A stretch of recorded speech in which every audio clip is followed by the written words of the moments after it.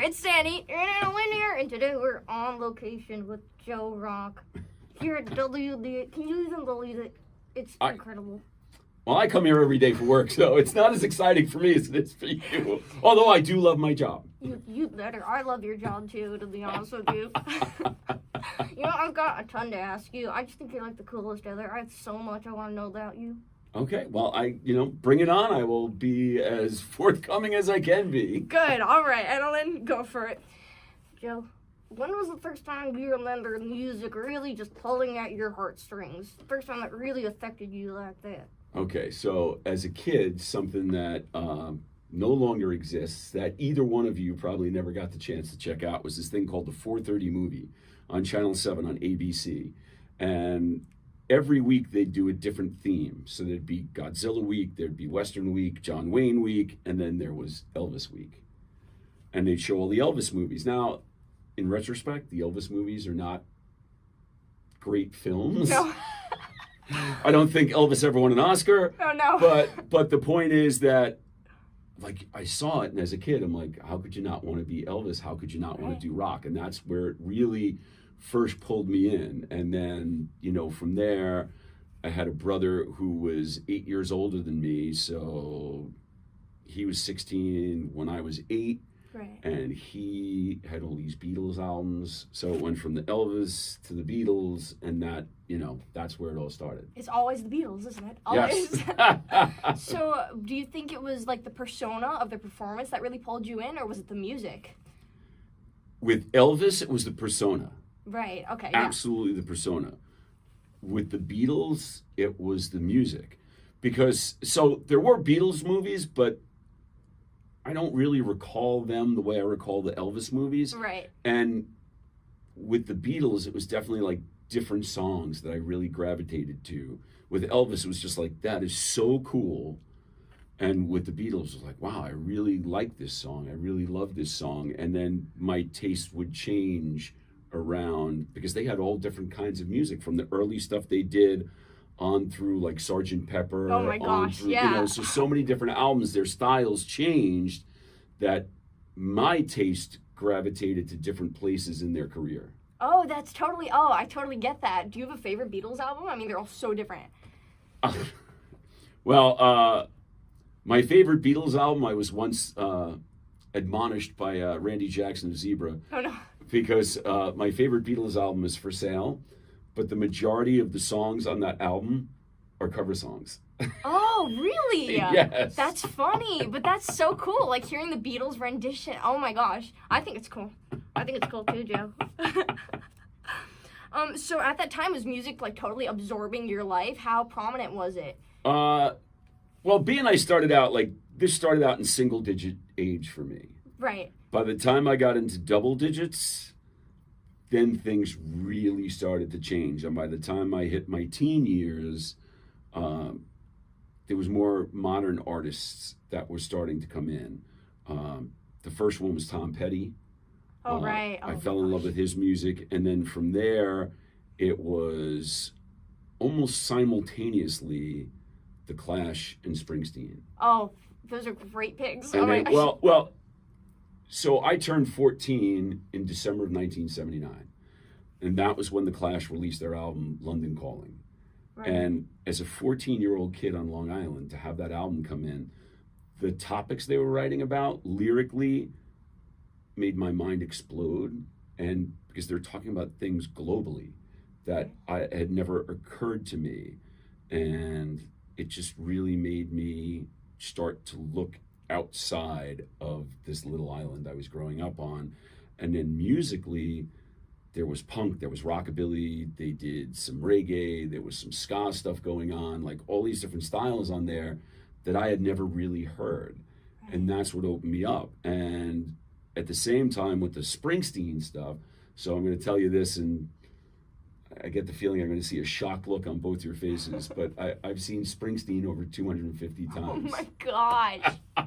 How does this happen? So, I'll get to that. The thing with Springsteen was he grew up in a similar way. His Jersey town, he's said that Long Island is the opposite side of the same tragic coin as Jersey. So I've heard him say that in concert at the Nassau Coliseum. And so he grew up in a very similar way. So the songs he was writing about that were very personal to him became very personal to me because they're the same thing. And as for how I end up going to see somebody over 250 times live, 1984, I graduate from high school. Right. And Bruce releases Born in the USA in June of 1984. So as I'm graduating from high school, that album comes out. Perfect example is he does 10 shows at the arena in Jersey just for that tour alone. So I'm 18 years old, I'm living in my parents' house, I have no expenses. Oh my gosh. And I am working, and I go all 10 nights. Jeez, oh so my gosh. Not only did I get 10 shows under my belt within the same year, it was 10 shows within a couple of weeks. Oh my gosh. And that was just the first leg of that tour. And now you have to consider that this is 40 years later. Oh so my gosh.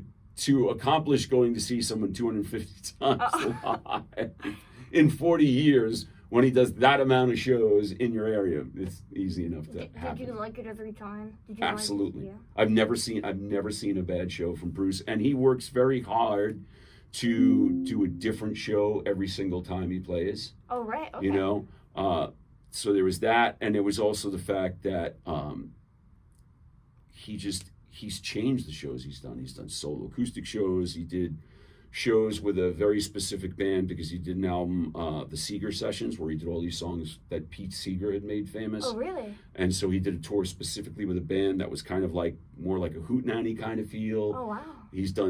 Now he tours a lot with a horn section. Like he does all different kinds of things. So it's a very different experience. And I've seen him play routinely in the neighborhood of 4 hours per show. Oh wow, that's crazy! A 4-hour show. I can't even imagine being on stage for 4 hours.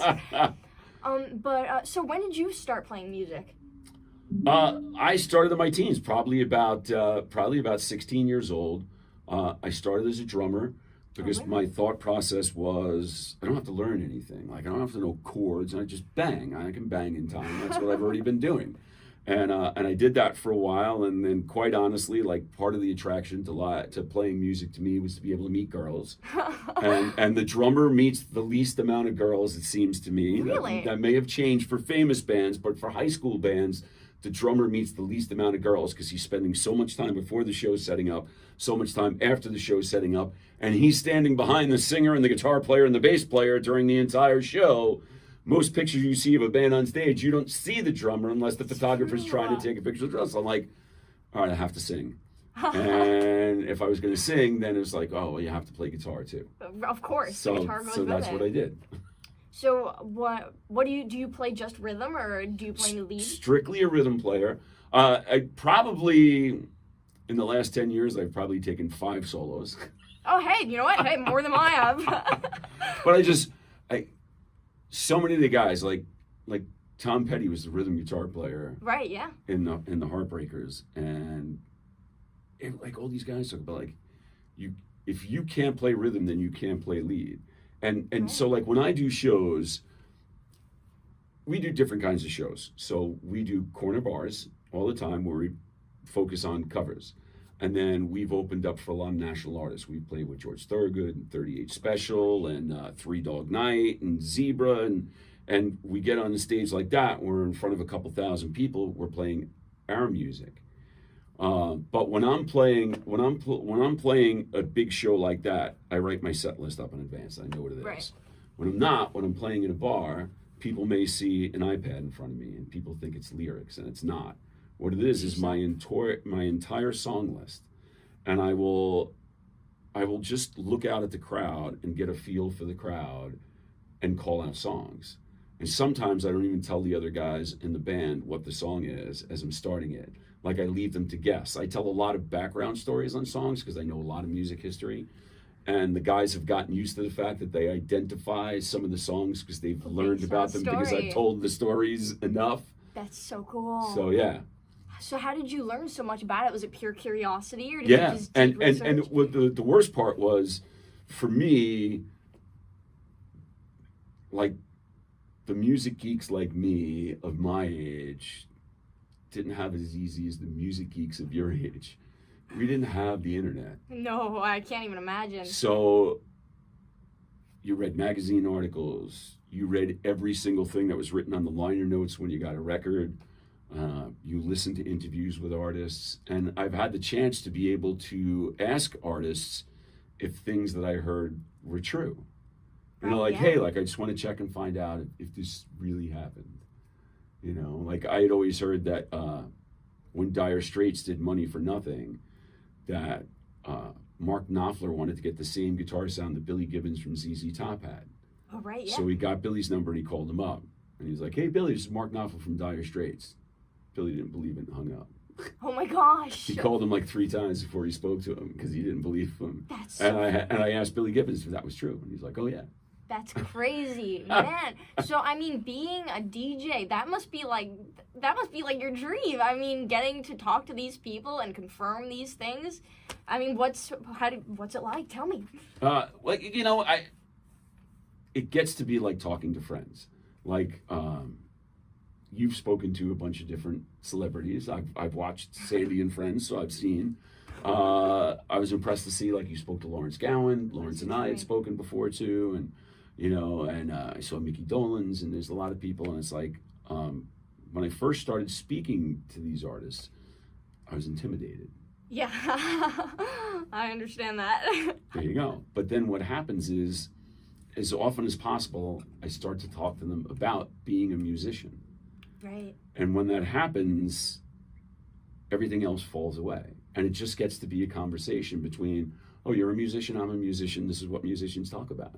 And everything else falls away, and it becomes, there are very few times when I've really been so intimidated by somebody I interviewed. One of the times, and you'll laugh, well, I imagine you might laugh at this, was I got to interview William Shatner. No way. So I'm like, the guy's iconic. Yeah, he is. And he had released an album, and we're going to talk about an album, and a lot of people make fun of his albums, but he approaches it from a very serious standpoint. But when I first got on, I'm like, listen, Mr. Shatner, I really,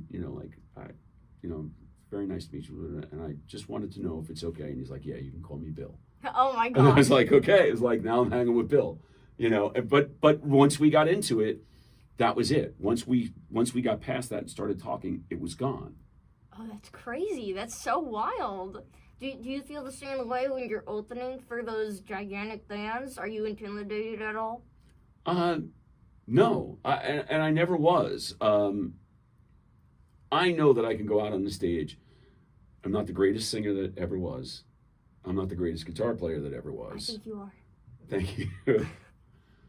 But I know that I can entertain a crowd. Yeah, you definitely can. Just by the videos on the internet, you look like you're having a blast every and time. I am. But that's it. This is like, I'm living the life I always wanted to live. Oh my gosh. You know, I was in high school and I listened to all the DJs and hung on every word they said. Yeah. And I wanted to be able to do that. And now I do it. And I went to all these concerts and wanted to be able to do that. And now I get to do it. And I will say it as often as possible from the stage at the big shows, that I thank everybody for helping me make my dream come true. Oh, wow. To be able to stand up there and play. And it always makes me think of the song American Pie. And I knew if I had my chance, I could make those people dance and maybe we'd be happy for a while. And it's like, that's it. That's what I'm doing, you know. That was very poetic. Oh my gosh. Wow. That makes me think, like, you've been a part of my life for, like, a really long time because I listen to you on the radio. It's like, that becomes, like, just kind of the backing track to, like, your life. It's like, I feel like I know these DJs. How do you feel being that guy? What is that like to you, knowing that you've impacted so many people's lives without even being there? Little secret, I'm not that guy. Yeah, you are. This is what it is. It's, I'm a friend who's on the radio. Yeah. I'm not, that's it. That's all I want it to be. I want to talk to people about music. That's what I talk about with my friends. So that's what it is. I don't associate myself with that. I totally understand the question because I can't tell you how many times I've asked artists, well, you know, how does it feel like this person influenced you, and now you have these people coming up and saying that you influenced them? And I'm like, I can't think about that. And I can't, because it's like the most important thing for me on stage and on the radio is to just come there and be myself. Right. And that's it. And if I start to think about it too much, that slips away. You know, there's something about that, like, you know, or if I start to think that I'm anything other than walking on the ground with 2 feet. You know, my wife teases me a lot, and I tease her that the C word in my house is celebrity. Like, anybody ever mentions, like, oh, he's a celebrity or a local celebrity or anything like that, and my wife is like, yeah, take out the garbage. You know, like, it's, and that's really what it is. It's like, so I'm not that guy. So, like, look, until we met at the concert that we met at over the summer, I was a voice. It was nothing. So we've spoken. Do you talk any differently to me than you talk to any other of your friends? Well, I talk with my mouth closed in front of you. But I mean, other than that, I don't know. But I mean, I don't know. I just think what you do must be like the coolest thing in the world. I mean, you get to, I mean, whether you're there to see it or not, you do have a significant impact in just being a part of everybody's, like, every day.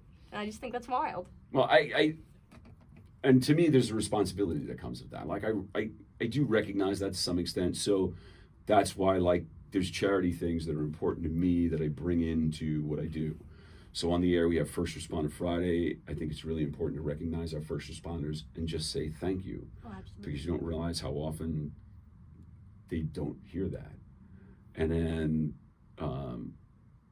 pets are important to me too. Yeah, so we have Joe Rock's Pet Project, where we're trying to find pets forever homes, pets out of a shelter. You know, so it's like, there's a responsibility involved in all that. Like, just from when we're filming this past Sunday was the Making Strides Against Breast Cancer walk. Right, yes. And that's always very important to me because my grandmother, my mother, my wife, a couple of my sisters, and my sister-in-law all had breast cancer. Oh, wow. So it's important to me. So when I know that there's an audience that's listening, to me, there's a responsibility to not just, like, yes, we talk about music, we have a great time, but yeah, there is a certain aspect of reach. For lack of a better term, I don't take this term with a grain of salt, a certain aspect of power. Right, yeah.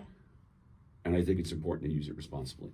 I think you definitely have. I love hearing what you do and following you online. It's just you use your power responsibly.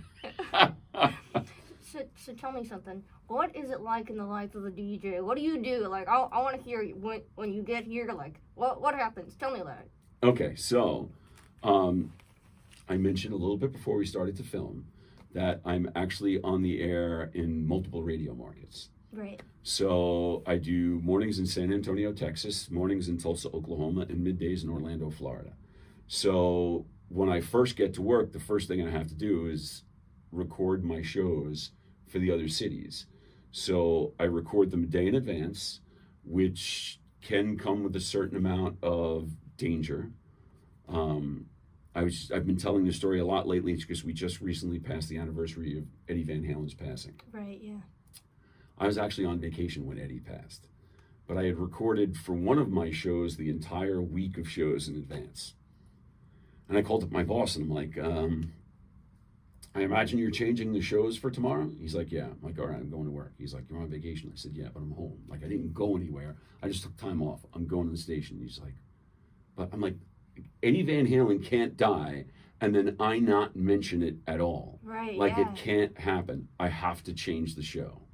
Yeah, absolutely. So there are times like you learn how to speak in generalities and, you know, allow for different things to be different ways when you do that. But I record the shows in advance. I do that. And then I walk into the room where we're in now. This is actually the WBAB Air Studio. And 2 o'clock, I start my show. And 2 to 7, I'm here. I'm live in the studio. And I'm working with a lot of stuff with social media. It's very important to me. You've commented on a number of things that we have. I'm very focused on Today in Rock. Like today, the day we're filming this, happens to be the birthday of original Rolling Stones and formerly Rolling Stones bassist Phil Wyman. Yes. So that's going to be one of the things I'm going to talk about. We'll play some Stones music to be able to reference that, and that's, and then I do that, and then I'll take calls, I take requests on the open mic, and we just, go through the show and play all the things and talk about music. That's what I'm here for. Are you ever nervous when you're talking live on the radio? Sometimes. If I decide to talk about something that's really personal. Okay. Unfortunately, I've been on the air. I was on the air when Joe Cocker died. I was on the air when Glenn Frey died. Oh my gosh. I was on the air when Tom Petty died.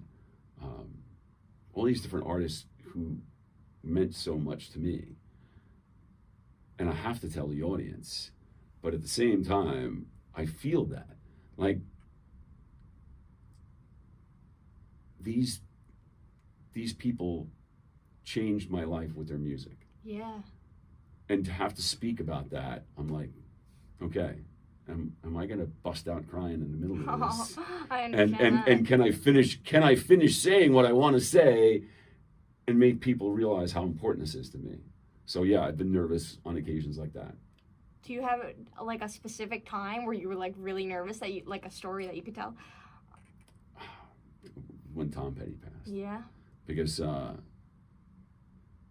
telling a story on the like. There's so many different stories of when I've seen Tom Petty live, or got his albums, and so in 1985, Tom Petty released Southern Accents. Right. Yeah. And the first single from that album was a song called Rebels. And I can tell you exactly where I was and exactly what I was doing the first time I heard it. Really? I used to drive a truck for a living, and I delivered bar and restaurant supplies. And I was at the back door of a bar in Amityville that's no longer there anymore, Dakota Rose, and I was getting to get the delivery for that, and I had the radio on, and the song came on. I'd never heard it before. I didn't know the album was coming. There wasn't like advance notice that it was coming. Like all of a sudden, like they were just playing the song on the radio, and I knew it was Tom right away. And like the song and the lyrics meant so much to me, and now I'm trying to relate that story on the air. Oh yeah. But now it's under such different circumstances that I'm choking up. I'm like, I can't believe I have to talk about No, this. I absolutely understand that. Oh my gosh, I can't even imagine. Yeah. So was he your biggest musical influence? He wasn't until I discovered Springsteen. Oh, really? And then Springsteen took over. It's not like I forgot about Tom, but No, yeah, Springsteen, it was so much more. He wrote so much more personally.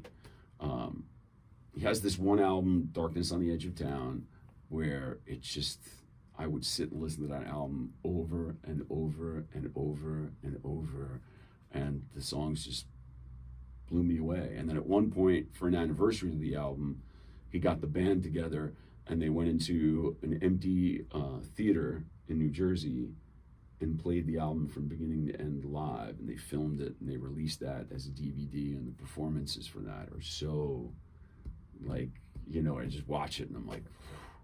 Was he also a big influence in your songwriting, or did you find that inspiration somewhere else?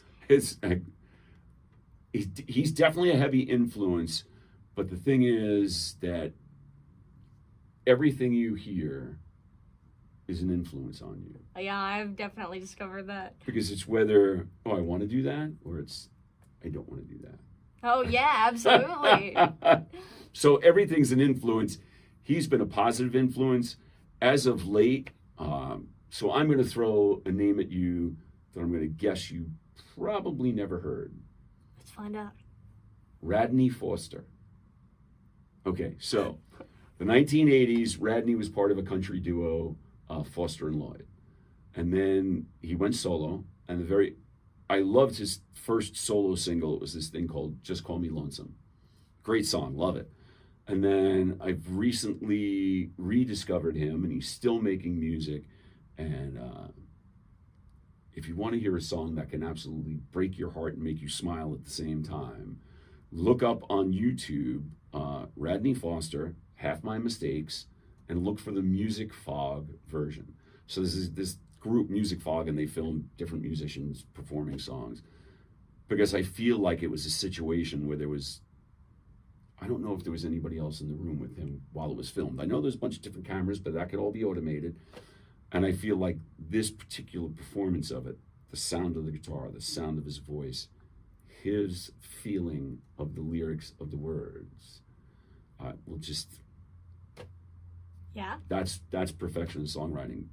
I'm actually trying to reach out to him. I have a song in mind because of experiences in my life that I want to write. And this guy writes with a lot of other people. And I'm going to make the request to see if I can get him to help me write this song. Oh, that would be fantastic.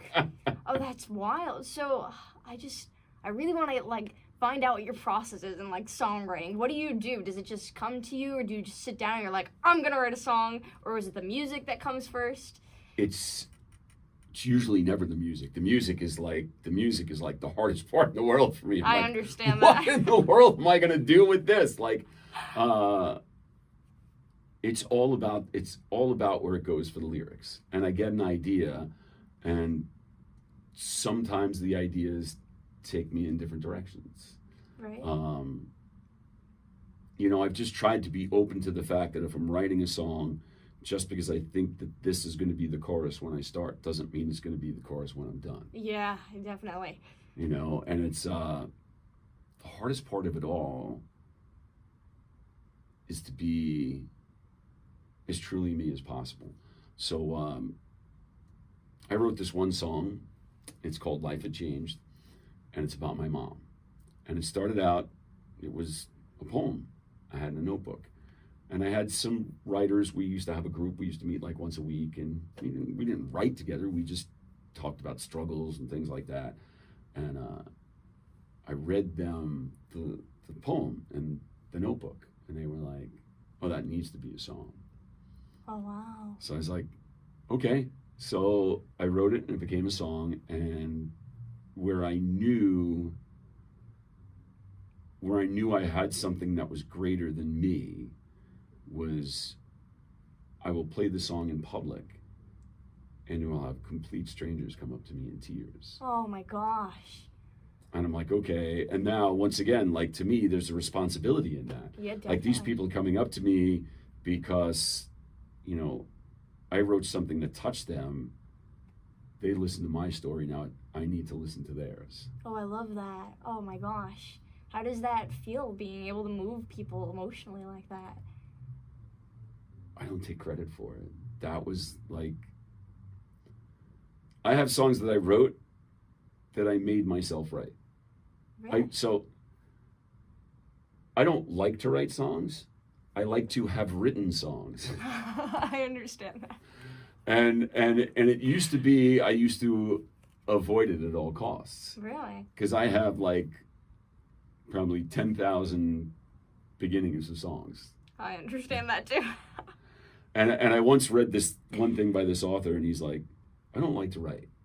And he's like, I will only write when an idea gets so big that this hulking figure of an idea busts through a wall, grabs me by the shirt, pulls me up face to face, and whispers to me, write me. That's perfect. And I'm like, that's the only way this stuff's going to get done for me, is that hulking. And my ideas don't get that big. I think they're fantastic. I mean, I have to ask, because I've seen a lot of your videos with your band, and you guys play a lot of like pretty eclectic things under the umbrella of rock. You'll go from like that kind of bluesy song you wrote, the Life I Choose, and then you've got U2 in there. Yep. Is that the way it is all in your head when you're writing songs? Is it like just anything that you've ever heard, like on the radio, just like, this could be U2 today, it could be the Rolling Stones? Yeah, well, it's funny you mentioned the U2 thing, because that came out of such an interesting experience. So 1987, U2 released the Joshua Tree album. Was huge. So I went to see them at the Garden when they played the show. And early on in the show, I still haven't found what I'm looking for. just like it is on the record. Oh, really? And then later in the show, they brought a gospel choir out on stage. And this is, if you ever see the movie Rattle and Hum for U2, this is in the movie. They brought a gospel choir on stage and they did a gospel version of I Still Haven't Found What I'm Looking For. Blew me away. And then I'm like, okay, you know what? There's that version, there's the record version, and to me, it should be somewhere in the middle. Oh, yeah. So that's the way we do it. So my version, there's a slide guitar on it, you know, and there's a certain, I'm not like, I don't go home and sit and listen to gospel records. Right, yeah. I don't. But there's an aspect of gospel music that I love. So that, and if you've ever heard, there's a song by Springsteen, Land of Hope and Dreams. And I feel like there's a gospel element to that. And I love that element. And that's, so like when we do that, that's, you know, I'm a pretty spiritual guy. I'm not a very religious guy. I once heard it said, I told this to another musical artist, and she thought it was so funny. I'd heard this many times before. Religion is for those who don't want to go to hell, and spirituality is for those of us who've been there and don't want to go back. Oh, wow. That's brilliant. I love that.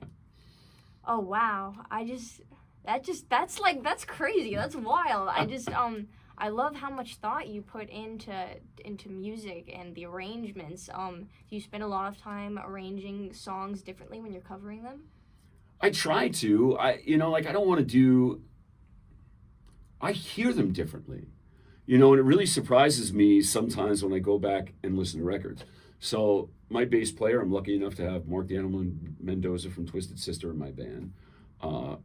That's wild. When we first learned the U2 song, he was like, "Oh, it's really good. What is this?" I'm like, "It's U2." He goes, "But I don't like U2." I'm like, "But you like that song, right?" And he's like, "Yeah." And then he stopped me one day. He's like, "You know, I heard that U2 song on the radio. We don't do it anything like the record." I'm like, "I know. The key's not the same. Nothing is the same. The rhythm, nothing. It's just totally different." And I'm like, because that's the way I heard it in my head. And then I listened to the radio one day and I hear Fleetwood Mac's "Go Your Own Way." And I'm like, I could do that. I could do that song, absolutely. So all I did was just, okay, what are the chord changes? What are the lyrics? That's it. That's all I learned. And then we started doing it. And now it's gotten to be that we've been playing it for a few years. And now, to me, the way it always sounded in my head is the way we play it.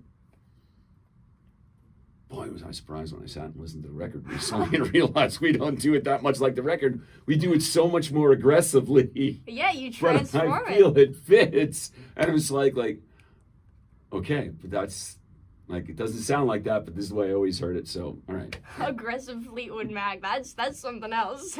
Do you have a favorite artist to cover? Favorite artist to cover? That changes constantly. Right now, the artist who sticks out in my mind is Van Morrison. Oh my gosh. So Van has this song, Into the Mystic, which I love. And like I said before, I'm not the greatest singer in the world. I think you are. Thank you. But I sing well. And there are some songs that I will venture to say I sing great. Some. And Into the Mystic is one of them. And I can feel that song. And when we're playing, if we've gotten into a thing, because most of the time when I'm playing, I have my guitar in my hands. I'm thinking about the chords. I'm thinking about the lyrics.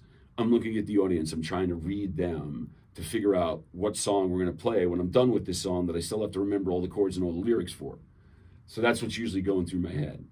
So when we get to a night where everything's flowing, and I'm not worried, like, if I pull out Into the Mystic, there's a lot of times that the audience is there. I've got them. They're with me. I don't have to worry about what's next because they're letting me do whatever I want and they appreciate it. And when I get to those nights and I do that song, I can inhabit the song, right. You know, and I can hit the notes in the chorus and feel what Van wrote, feel those words that Van wrote. So right now, currently, that's the guy. Oh, wow. So that makes me think, that's like when I'm singing songs I've written to people, I'm like totally 100% in that song because it's from my head. So is that the way you feel when you're performing other people's music like that? For certain songs, yeah. I mean, because the songs change my life. The songs are a part of my life. Yeah. So it's my opinion that right in the span you're at now, I kind of feel like between 13 and 18 is when people really solidify their musical taste. Because there are things that are happening in your life and you're hearing all these songs around you as they're happening that as you get older, when you hear those songs, you may consciously remember the moment. You may subconsciously remember the moment. You'll remember how the song made you feel when you heard it because of whatever was going on in your life. And those things will always be a part of everything that happens going forward from now on. That time is well past me, but I remember those things, just like I was able to tell you about that Tom Petty song and hearing that and and remembering exactly where I was. Or there's this song that Springsteen wrote, Independence Day, that when I lost my dad and I did the eulogy at his funeral, I had to play a song. Oh yeah. There was no way I was going to perform it, make that clear, because of how long ago this is. I brought in a boombox into the church and played Springsteen's Independence Day. And I can't hear that song and not think of my dad. Like, it just doesn't happen. There's a complete library of emotions and songs living inside me for all these years that I've lived, and that's what this is. So when I get to cover these songs, I bring that to it. Actors talk about like if I wanted to be sad, so I remembered this moment in my life so I could be sad. And I'm like, these songs have emotional callback for me because they've been a part of that. Yeah, I love that. That makes me think, I can think of so many albums I've listened to all the way through that I just listened to them. If I got them a few years ago, I listened to them now, and I'm like, I remember exactly when I heard this for the first time or how it made me feel. Oh my gosh, grammar. How it made me feel. Do you have an album that's like that for you? An album? You want to list a few? I'd love to hear. The album Born to Run by Springsteen. Oh. And to set it up for you, just so you know, the album is meant to be like a day. So song 1, side 1 is the morning. Oh my gosh. Yeah. And the last song on side 2 is the end of the night. That's crazy. So the next time you listen to that song, keep that in mind. Listen to that album, keep that in mind. That album, man, I don't even know where to go after that, because there's just so many albums that I'll pull them out and be like, wow, we really didn't talk about a lot of the 80s bands, but like Def Leppard, yeah, Pyromania came out when I was a senior in high school. I've been waiting on that album because I had gotten their second album, High and Dry, which I absolutely loved, and then it's kind of become a weird thing because since then I've gotten to meet Vivian Campbell from the band and Rick Allen from the band, and I actually do a lot of stuff with Rick and his wife and their charity, Raven Drum Foundation, and I would venture to say that we're friends. Like, I'm not like calling them up on the phone being like, hey, let's hang out, but I would like, we were, and it's a weird thing because then it gets to be like, they're just people, and that's how they approach themselves. So I remember going to a show that Rick and his wife were doing in Manhattan, and there was a charity aspect to it, and and I'm there because I'm like, let me try and help out the charity. And then Rick comes out from backstage and she's like, hey, Joe, and I'm like, all right, that didn't just happen, because so it's like cool. there's the part of me that's 16 years old that's going like, how did I get here? And there's a part of me that's going, oh, that's Rick. That's crazy. So, yeah. Man, I wonder what 16-year-old you would say about you now. Like, he'd probably think you're like the coolest guy in the whole world. He's like, your dreams came true, man. Oh, that must be just like the greatest feeling, though. there's an important thing to remember. There's another thing. So I'm gonna expand hopefully your musical palette a little bit. Ever heard of the artist Steve Earle? No, I haven't. All right, so Steve Earle was another guy. He's like a country rock kind of guy. These days he's more folk. And he had an album that came out during a particularly interesting time in my life. And he said that one of the things he discovered is when all your dreams come true, the next thing you have to do is get new dreams. Yeah. You know, and that's what it is. It's like I do not belittle the fact that I get to come here to work every day, that this is my job. I used to deliver the mail. I used to walk 6 to 8 miles in any kind of weather every day, delivering the mail, and absolutely hated my job. Oh. And I come here now, and I love my job, and I try to respect what it is that I get to do. And I appreciate that like nobody's business. And I appreciate the fact that I get to go out and perform live music. But there's still dreams I have and things I want to do. And if I didn't, then I would not continue moving forward. Right. Did you always see this? Was this like a lifelong dream? Did you always want to pursue radio? I did. I just didn't think it was ever going to happen. Really? So, funny enough, once again, going back to when I was 16, and with a girl I went to high school with, I just saw for the first time in about 40 years a couple of weeks ago. That's so weird. Outside the cafeteria in my high school, there was a bank of payphones. I know you can't comprehend that at all. That's never been a thing for you. There was a bank of payphones. And I remember I was already hanging on every word that every DJ said on the radio. You know, I woke up, my clock radio went off, which I don't even know if you have any concept of what that is, any idea. And WBAB was the station that was on my clock radio. Oh my gosh. And I was a music geek already. I knew all that stuff. And I would have loved to have been able to do something like that. And I just have this distinct memory of standing with this girl who I have a crush on.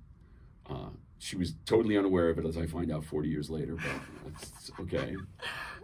And she's talking on the phone to a friend of hers, and she's like, here, talk to my friend. So I get on the phone. I have no idea who this is. I'm talking to her friend. I get off the phone. I hand it back to her, and she goes, I know, right? Doesn't he have, like, the best voice? And I was like, oh, maybe I could do this. Oh my gosh. You have the voice of radio. Well, here's the funny thing about that is, like, people tell me that, and you can hear that. I've been walking around with this voice for my life. Like, it's just my voice. It's great. You should try being me. It's wonderful. Oh, thank you. I agree. Thank you. All right, let's see. What do we got in the book? I barely looked at the book, Joe.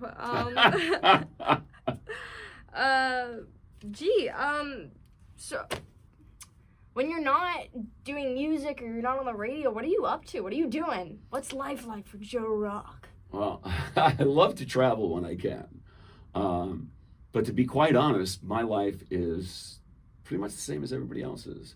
My wife and I go food shopping. Like, you know, I'm thinking about the fact that this weekend I have to go out to my patio and take down all the patio furniture and put it in the shed for the winter. That sounds like fun. You know, yeah, absolutely is not, believe me.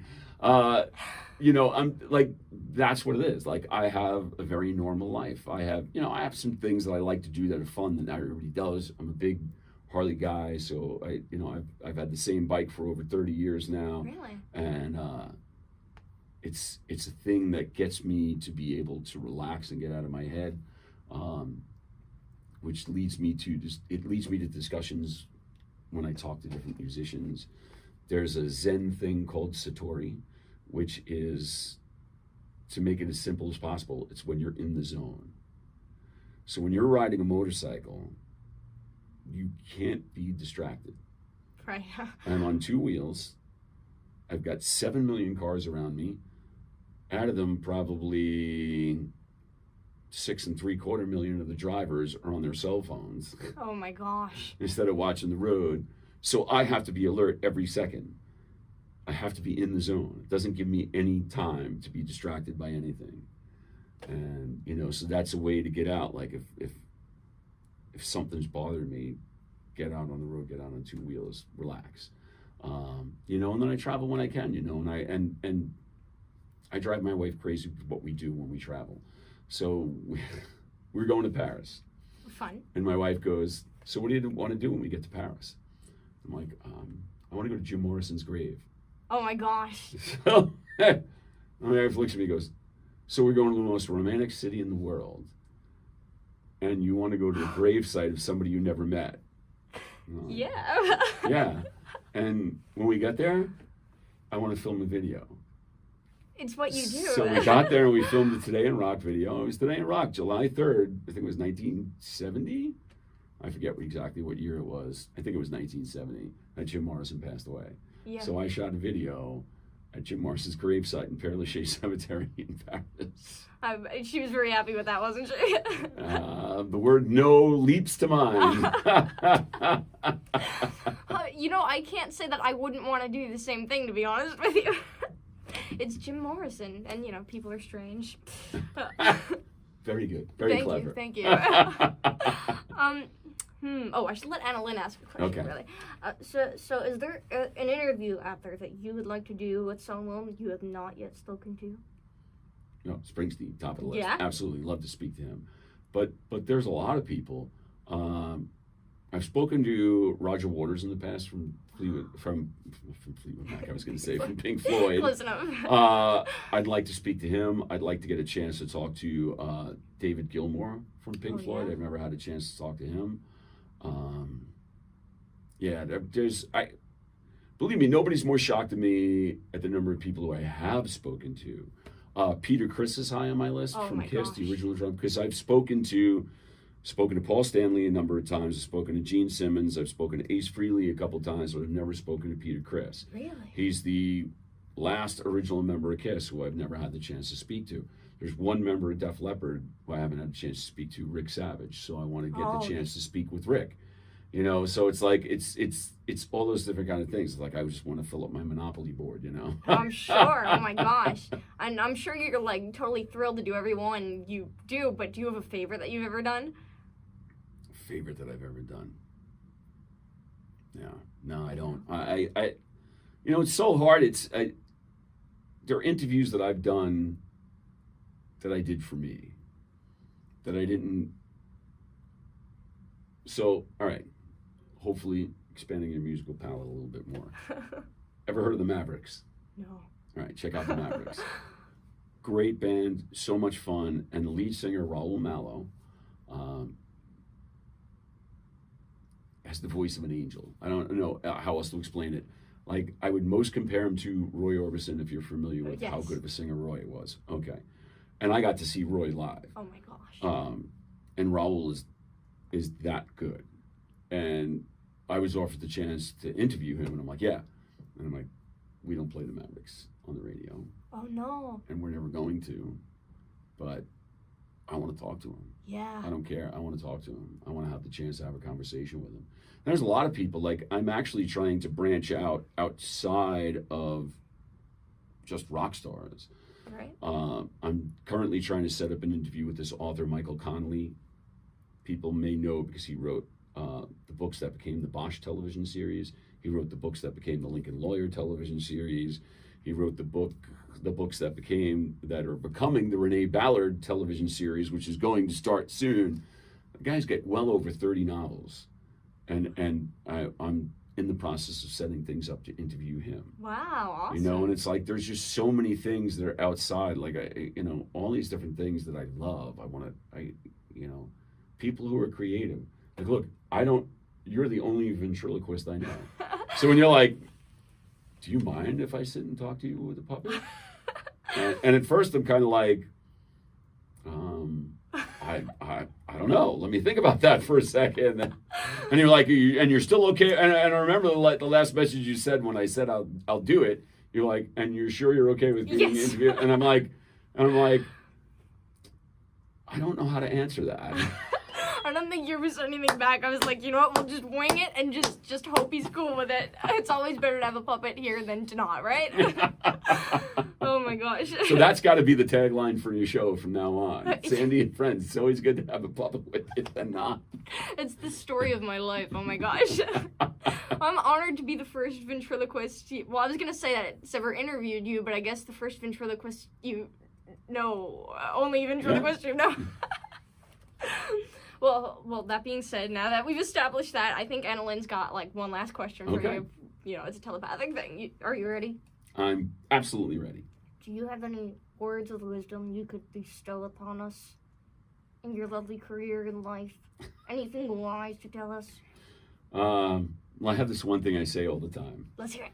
Because people will ask me, like, well, you know, what's your advice if I decide I wanted to become a DJ? What's your advice if I decide I want to do music? And wait for the full explanation, because the initial explanation, you're going to be like, and my answer is, don't. Don't. Unless you really love it. Because it's going to be tough. I mean, I will venture to say that I've been successful now. As much as there's still things I want to do beyond what I've already done, I will venture to say that I've been successful. It didn't happen overnight. Right. It was a long road. Luckily, I made right choices along the way to get to where I am now. So if you choose to go down this path, you have to love it, because that's what's going to make the difference when the times get tough. You're going to be like, wow, this is really difficult, but at least I love what I'm doing. Yeah, like absolutely. when I worked for the post office and I hated my job and things got tough, it was like, wow, that really sucks, and so does the job. So where do I do with that? So my word of wisdom, my single word of wisdom is don't.